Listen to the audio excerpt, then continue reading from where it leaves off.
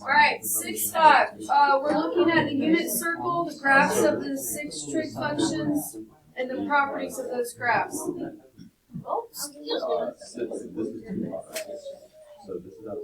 Alright, look at this picture right here. Yours is blank.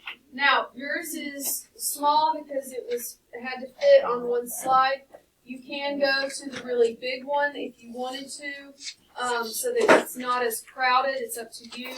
I did put both of them, you've got the one on your notes, and then you've also got the one that I handed you. Okay, this is the unit circle.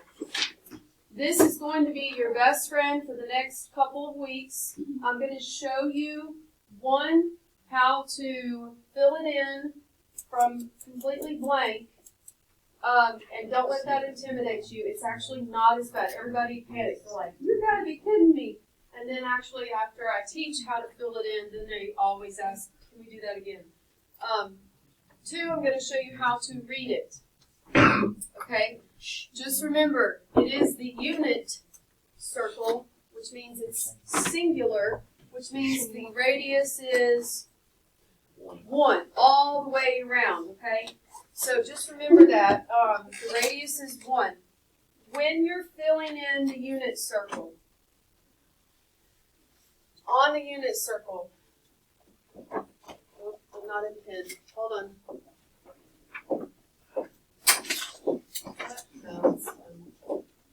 You're going to label the axes. This looks like axis. Like plural for an axe. Axes. You're going to label the axes. And what I mean by that is the points.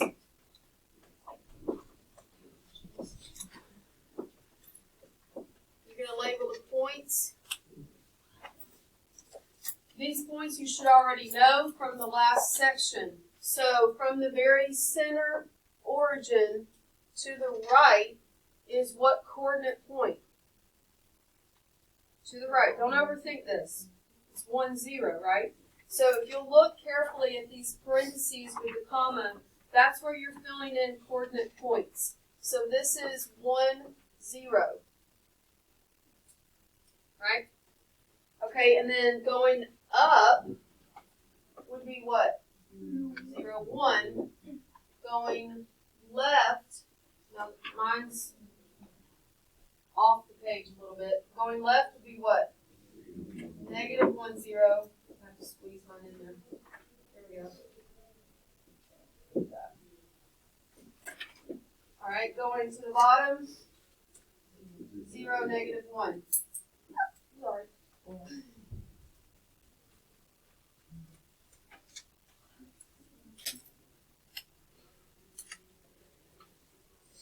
Then you're going to fill in, there's multiple ways to go about this. Then I fill in the degrees, because degrees are easier for people to understand, and I always fall back on, I'll show you a trick. If you ever mess up with the radians, I'll show you a trick. If you know your degrees, then you should get the radians right. So the degrees, I think I have a convenient little button I do. The degrees obviously start at 0 degrees right here on the initial side, and then you should order them in the order of the smallest number first. We've got 30, 45, 60, right? Then you should know that due north is 90. It might help you to go ahead and say over here is 180, so then you would fill these in. The way you get these is a direct reflection of these measurements right here. Okay?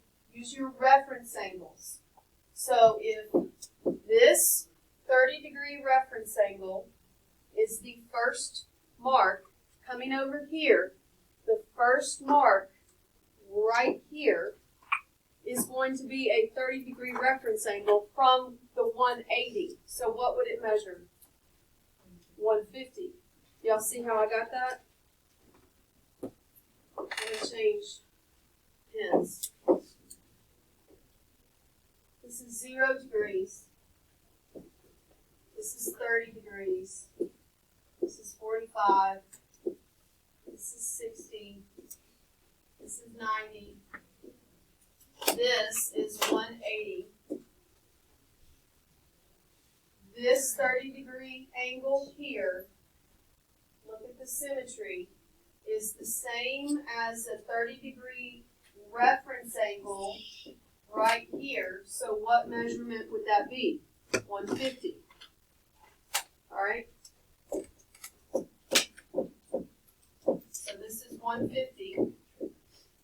This 45-degree angle there in the middle is the 45-degree reference angle that's right here. My watch is shiny. Is that bothering you? I don't know what y'all are laughing at. So that 45-degree reference angle, so to get that, 180 minus 45 would mean that this is what measure? 135.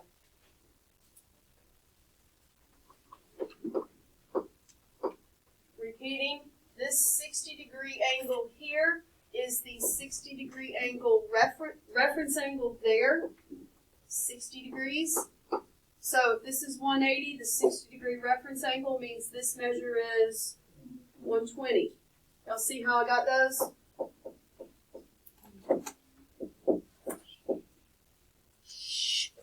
Now you would continue that same process, but now you're going past 180. So instead of subtracting, we would add.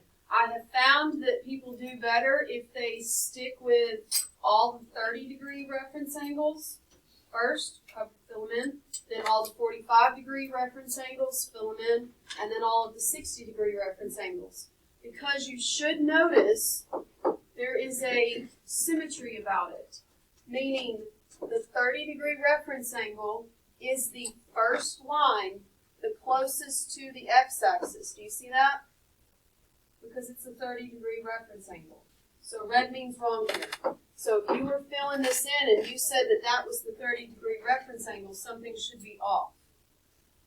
Because that is not the same, like it looks wrong, right? If you think about these nice three lines, and then you got that one random one. Okay, so filling it in from 180, the first one, I would add 30 to it, right? Now you should know what the measure of this one is, the due south one. That's from 180, that's another 90, so this is what? 270. If I go all the way around, that's what this little line right here is. What's this measure? 360. Now if I come just below that, like to this line, that's that 30-degree reference angle. So that would land at what measure? 330.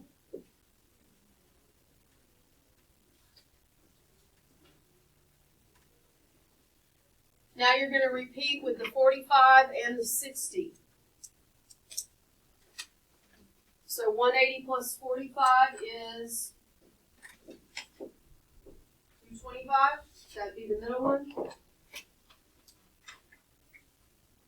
How do I get this one right here?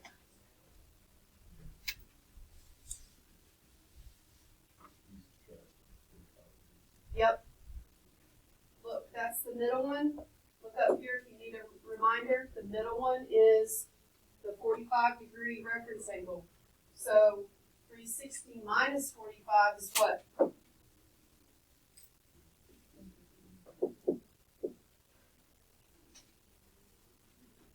And then repeat now with the 60-degree reference angle. So this is 180 plus 60 would be 240. Let's say you added that and you just, for some reason, your day wasn't going good and you wrote 280. What's a checkpoint? Yeah, look right here. There's no way a 280 can be before the 270. Remember, this is all referring to like rotating all the way around, so they should be going in order. So if you do mess up with your algebra, what did you say it was? 45? No, 40. If you do mess up with your algebra, if you look at it when you're done, it should stick out. All right, the 60-degree reference angle here would be 300, right?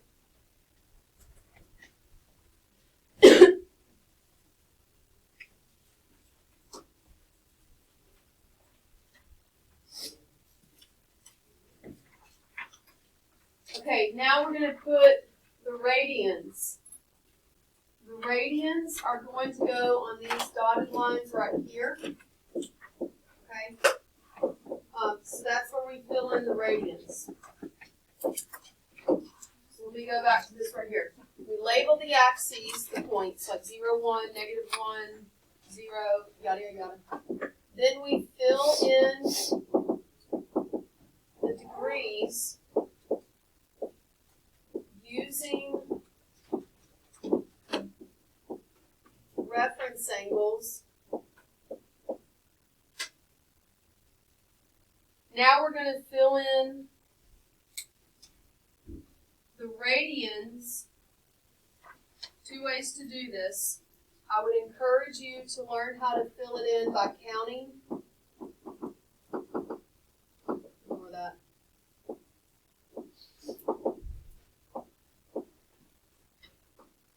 Come on. Fill in the radians by counting slices. And what I mean by slices is you're going back to thinking of like a giant pizza broken into this many slices, or you can think of it as pie with this many slices of pie cut.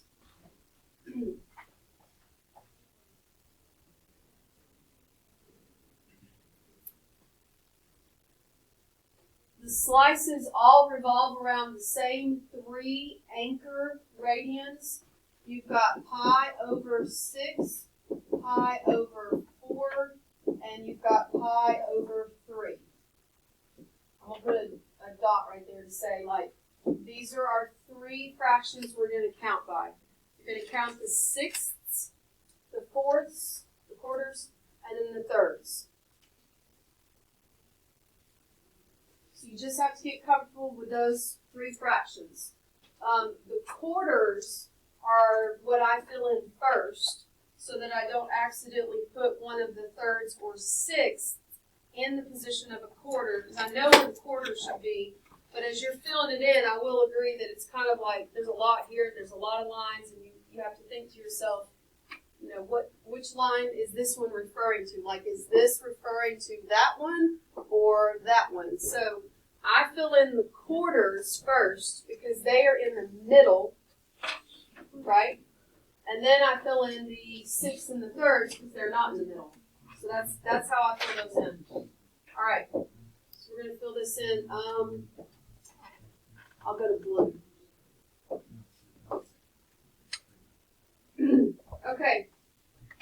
So the 4 anchor radians you should already know. What is the initial side in terms of radians? 0 pi, right?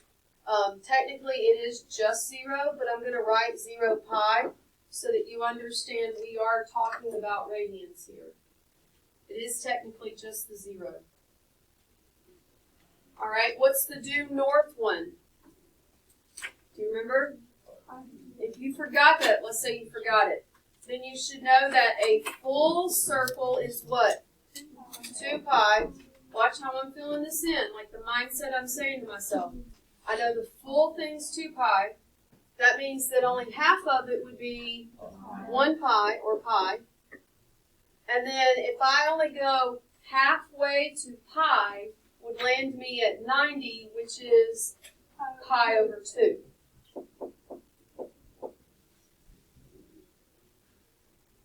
Now you're going to count by your pi over 2. In case you don't have this one memorized down here. This is, watch what I'm pointing to, 1 pi over 2. 2 pi over 2 simplifies to pi, which means this is your checkpoint. 3 pi over 2. And then 4 pi over 2, which simplifies to 2. Now I'm going to fill in the quarters. The quarters are always in the middle, okay? Every time. So if you look at these 3 lines that are left, the middle one is referring to the 45 degrees. The quarters are also easier because you know that's 45 degrees. The pi over 4 is the 45 degrees in radians. So they both have a 4. That's how you just memorize that. So this is pi over 4. Now we're going to count by pi over 4. Watch how I count it and as I'm pointing. You do have to make sure you're landing at every quarter mark, okay? So, like, don't go from here and then count straight to over there, because that's not a quarter. That's actually 2 of them. So watch your counting. All right. So this is 1 pi over 2. 2 pi over, I'm sorry, I said 2, didn't I? This is 1 pi over 4. 2 pi over 4 reduces to what I already have. I'm doing it right. 3 pi over 4. 4 pi over 4 reduces to what I already have, so I'm doing it right. Hit the middle. 5 pi over 4. 6 pi over 4 reduces to what's already there. Doing it right. 7 pi over 4. And then 8 pi over 4 reduces to what's already there. Now you're going to repeat, but you're going to do it with the thirds. All right, you got to know, or not the thirds, the sixths. You got to know that the sixths is the smaller one. 1 out of 6 is smaller than 1 out of 3. You should know that. 1 out of 3 is 33%. 1 out of 6 you should know is smaller. All right, so we're going to count. This is pi over 6. Watch how I count. I'm going to hit every 30-degree mark. All right, which means I'm fixing to land on the 60. So 1 pi over 6. 2 pi over 6 reduces to pi over 3. 3 pi over 6, checkpoint. 4 pi over 6 reduces to 2 pi over 3, right? You got to get comfortable with reducing your fractions. That was 4 over 6. 5 pi over 6. 6 pi over 6, checkpoint. 7 pi over 6. 8 pi over 6 reduces to 4 pi over 3, right? 9 pi over 6, checkpoint. 10 pi over 6 is 5 pi over 3. That was 10. 11 pi over 6. 12 pi over 6, checkpoint. Okay, that's how you fill it in counting. I fill it in counting. I would encourage you to fill it in counting because then you're going to get way more comfortable with these radians. And it makes these questions that we're going to do easier. If you are bad at counting fractions, just go to your calculator and convert the degrees to radians to get them. That you can go back to that converting from degrees to radians, which means you would multiply by pi over 180, but you wouldn't type pi in the calculator. So you did 30 over 180. Reduced as a fraction is 1 over 6. So that's like a safety net if you're not good at counting fractions. Tomorrow I'll show you what goes in the coordinate points in the remaining ones. Okay? If I'm still alive.